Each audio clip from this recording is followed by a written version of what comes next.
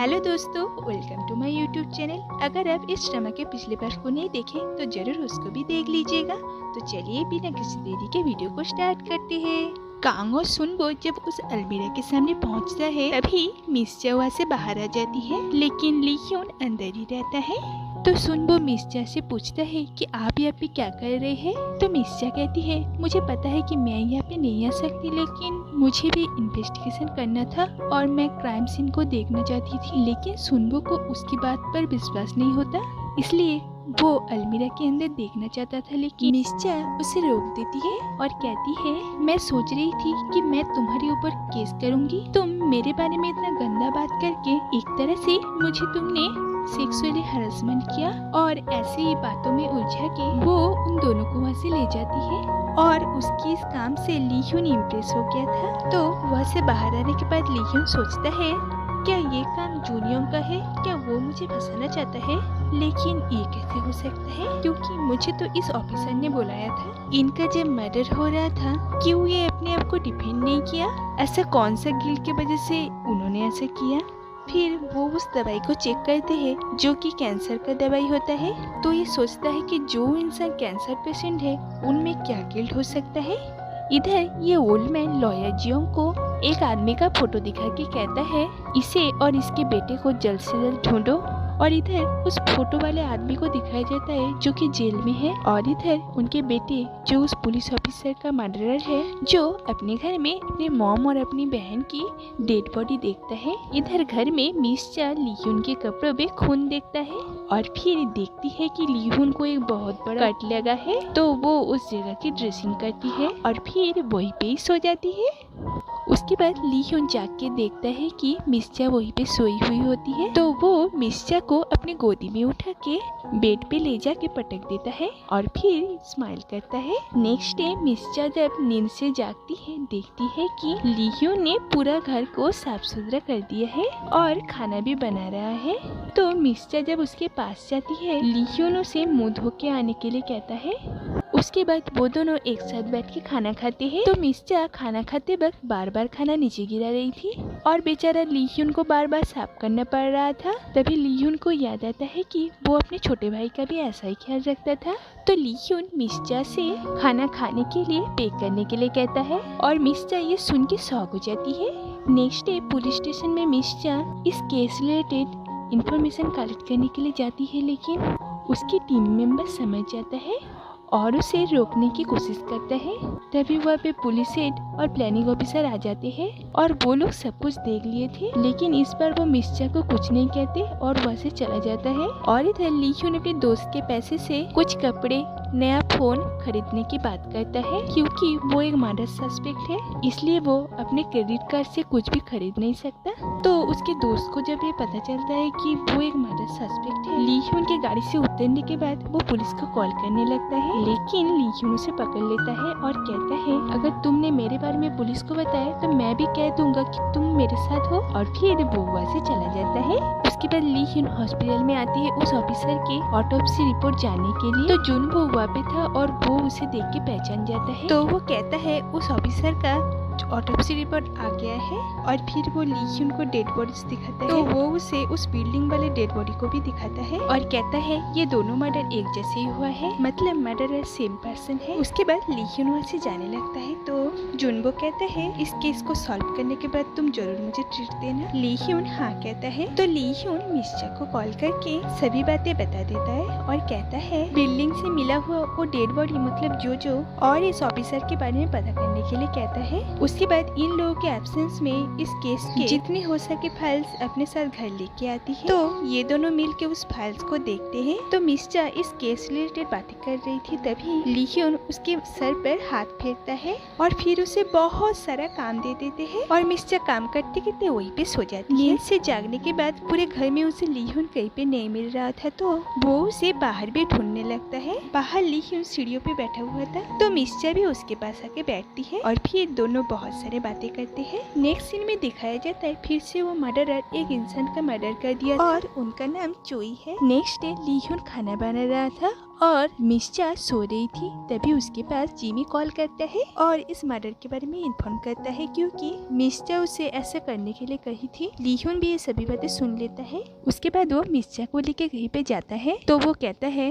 15 साल पहले ऐसा एक मर्डर हुआ था जहाँ पे एक मदर और उसकी बेटी की लाश मिली थी। जिस चाकू से उनको मारा गया था उनमें उस लेडी के हस्बैंड का फिंगरप्रिंट था और उनका नाम मिस्टर पार्क था। पुलिस उनको अरेस्ट कर लिया था, लेकिन उनका कहना था कि उन्होंने कुछ भी नहीं किया है। उस दिन रात को वो जब घर आए वो चाकू दरवाजे के पास ही पड़ा हुआ था। अंदर उनकी बीबी और बेटी की डेड बॉडी थी और नेबर्स का ये कहना था कि उस मर्डर की एक दिन पहले उनकी बीबी के साथ उनका आर्गुमेंट हुआ था और मिस्टर पार्क आज भी जेल में है। मिस्चा कहती है कि उनकी फैमिली में और कोई नहीं था। ली ह्यून कहता है उनका छोटा बेटा दे योंग अभी भी जिंदा है, क्योंकि वो तब बस 13 साल का था। वो उस दिन वहाँ पे था। डर के वो एक रूम में छुप गया था।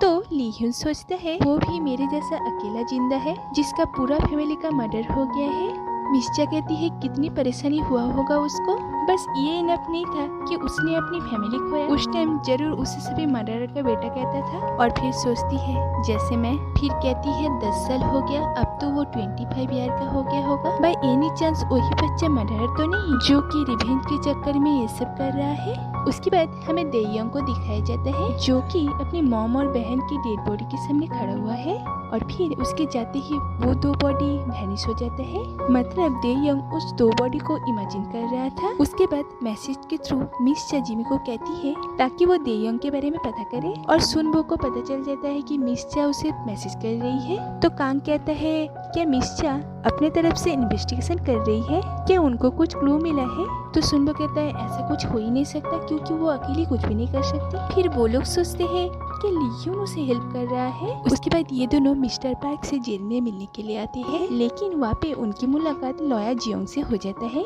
तो ली ह्यून कहता है कितनी फनी बात है, मैं जा पे ही जाता हूँ, उस केस में तुम मुझे जरूर मिल जाते हो। तो लॉयर जियोंग ली ह्यून से कहता है मुझे तुम बहुत जाने पहचाने से लग रहे हो, क्या हम लोग पहले मिल चुके हैं?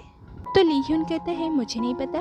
उसके बाद लॉयर वहाँ से जाने लगता है और स्माइल करता है। तो मिस्चा कहती है ये इतना भी इम्पोर्टेंट पर्सन नहीं है कि जिसको तुम याद रखो, और ये सुन के इसका स्माइल गायब हो जाता है।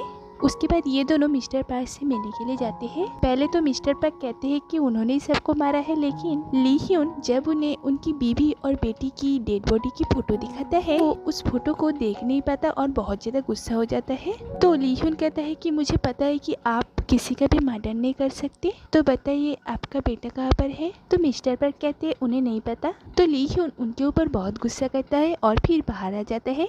उसके बाद मिस्चा मिस्टर पार्क को अपने बारे में बताती है, कहती है कि वो भी एक क्रिमिनल की बेटी है और दे योंग और मैं सेम सिचुएशन से गुजरे हैं। उसके बाद हमें उस टाइम का फ्लैशबैक दिखाया जाता है जब जुन योंग नस करने का बहाना करके जेल से भाग रहा था। उस टाइम मिस्चा का पापा जेल का एक गार्ड था। वो उस रात के बाद कभी भी घर नहीं लौटे। सभी मीडिया वाले उनको मर्डरर कह रहे थे। तब से मिस्चा को भी सभी मर्डरर का बेटी कहता था और कुछ बच्चे तो उसको बुली भी करते थे। प्रेजेंट में मिस्चा कहती है मुझे पता है कि मेरे पापा ऐसे नहीं है और आज भी मैं बिलीव करती हूँ कि मेरे पापा जरूर एक दिन लौट के आएंगे। क्रिमिनल की बेटी बन के जीना मेरे लिए बहुत मुश्किल था, इसलिए मैं आपको हेल्प करना चाहती हूँ और दे योंग को और कोई क्राइम करने से पहले रोकना चाहती हूँ। तो वो दे योंग का लोकेशन उनको बता देता है। तो मिस्चा इन्वेस्टिगेशन टीम को दे योंग के लोकेशन के बारे में बता देती है, लेकिन वो लोग काम की वजह से नहीं जा पा रहे थे क्योंकि वो 20 मिनट से बाथरूम में ही है। तो प्लानिंग ऑफिसर कहती है मैं काम को बता दूंगी, तुम लोग अभी निकलो। तो ये तीनों उस घर की तरफ निकल जाते हैं और इधर घर में दे योंग उन सभी विक्टिम्स की फोटो को देख रहा है जिनको उसे मारना है या मार दिया है, और उनमें उस ओल्ड मैन का भी फोटो था। तो पुलिस के वहाँ से पहुँचने से पहले वो वहाँ से निकल गया था, इसलिए इन लोगों को वो वहाँ पे नहीं मिलता, लेकिन इन्हें वो फोटो मिल जाता है और इन्हें पता चल जाता है कि नेक्स्ट मर्डर किनका होने वाला है। तो वो लोग जल्दी से वहाँ से निकलते हैं उस ओल्ड मैन के घर की तरफ और मिस्चा भी उनको ज्वाइन करती है। तो दे योंग उस रूम में पहुँचते हैं जहाँ पे वो ओल्ड मैन सोया हुआ था, लेकिन उसके रूम में पहुँचने के बाद उस बिस्तर पे तो टीम लीडर कांग सोया हुआ था क्योंकि वो सबसे पहले यहाँ पे पहुँच गया था। तो उन दोनों में बहुत फाइट होता है और फिर कांग उसे पकड़ लेता है। तो ये लोग जब वहाँ पे पहुँचते हैं देखते हैं कि कांग दे योंग को पकड़ लिया है और ये देख के सभी बहुत ज्यादा शॉक हो जाते हैं। तो पुलिस दे योंग को पकड़ के ले जाते हैं और बाहर आके कांग अपने ही तारीफ कर रहा था और ऐसे करते करते वो सीढ़ी से ही गिर जाते हैं। तो इधर डेयोंग अपनी फैमिली को याद करते हुए बहुत ज्यादा रोने लगता है। तो पुलिस स्टेशन में इस काम के लिए हेड उन सभी को शाबाशी दे रहे थे। तो सभी कहते हैं ये केस मिस चा के बिना सॉल्व नहीं हो पाता, क्या वो फिर से इस ग्रुप का हिस्सा बन सकती है। लेकिन हेड कोई भी आंसर नहीं देता और वहाँ से चला जाता है। तो प्लानिंग ऑफिसर कहती है इस बारे में मैं उनको मनाने की कोशिश करूंगी और अब तुम लोग घर जाओ और रेस्ट करो। उसके बाद ये लोग सेलिब्रेट करते हैं। तो मिस चा कहती है रिपोर्ट से पता चला है कि मिस्टर पार्क ने मर्डर नहीं किया है, मर्डर शायद जोजो ने किया है और जो प्रोसिक्यूटर सिन मतलब उस ओल्ड मैन के साथ कनेक्शन था और उन्होंने मिस्टर पार्क को फंसाया है और उनको ही मर्डरर साबित कर दिया है। तो ये सुन के जिमी कहता है तब तो हमें मिस्टर पार्क को इनोसेंट साबित करना पड़ेगा और जेल से बाहर निकलना पड़ेगा। और इधर मिस्टर पार्क लॉयर जियोंग को जेल से छूटने का अप्लाई करने से मना कर देता है और इधर डेयोंग अपनी सारी गुनाह कबूल कर लेता है और जेल के अंदर ही ये दोनों एक दूसरे को ढूंढ लेते हैं। शायद इसलिए मिस्टर पार्क यहाँ से नहीं निकलना चाहता था ताकि वो अपनी बाकी जिंदगी अपने बेटे के साथ बिता पाए। इधर मिस्टर को याद आती है कि सुनबो ने कहा था डेयोंग जिस घर में रहता था उस घर में उसकी मॉम और बहन की डेथ हुई थी। एक तरह से वो मरे हुए इंसानों के साथ ही रहता था। उसके बाद इधर ली ह्यून को दिखाया जाता है जो कि अपने फादर के डेड बॉडी को देख पाता है। एक तरह से वो भी तो मरे हुए इंसानों के साथ ही रह रहा था। तो यहाँ पे इस एपिसोड का एंड होता है। तो दोस्तों अगर वीडियो थोड़ा सा भी अच्छे लगे तो लाइक और सब्सक्राइब जरूर कीजिएगा। तो मिलते हैं अगले वीडियो में, तब तक के लिए बाय।